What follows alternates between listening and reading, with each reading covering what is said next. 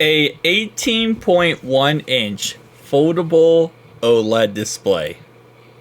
That's right, so we're kind of moving on from foldable cell phones to foldable laptops and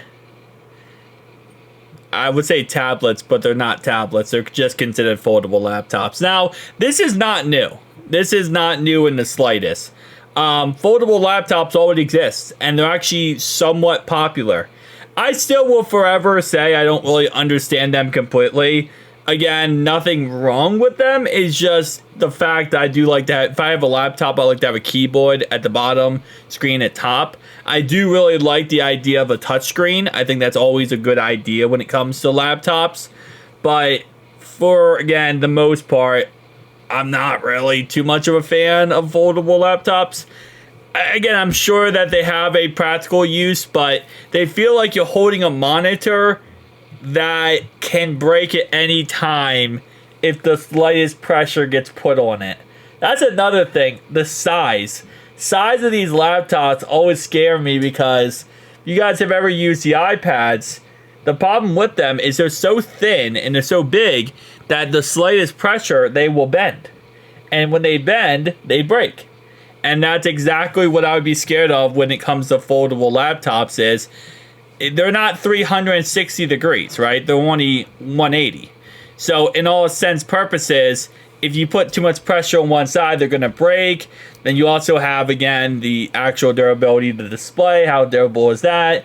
So many questions, and then a $2,000+ price tag. I'll be honest with you, I don't ever see myself getting one of these. But, you know, I'm also not the market clientele, right?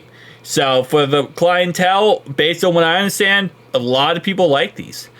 Just the price tag is a little crazy. I think Novo, whatever it is, they have like their own little situations when it comes to foldable laptops.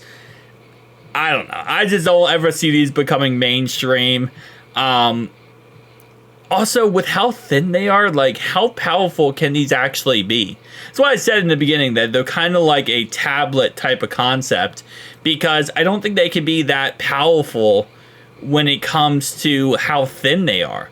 I mean, because there's no way you have a GPU in there, right? I mean, I guess there's a CPU, about probably like Intel integrated graphics type of situation, maybe. Just not an external CPU. One is probably built into the CPU.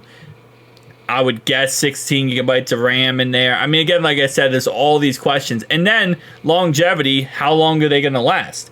You know, how many times can they fold before they break? Foldable cell phones, they have a limit.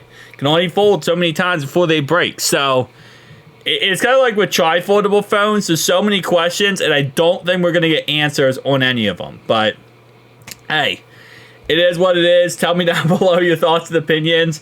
Would you ever get a foldable cell phone? I mean, sorry, a foldable laptop. I am still on the fence when it comes to that. Probably wouldn't. But, I mean, at the end of the day, hey, maybe this could be something decent. Who knows? Tell me down below your thoughts and opinions. See you guys next one. Peace out.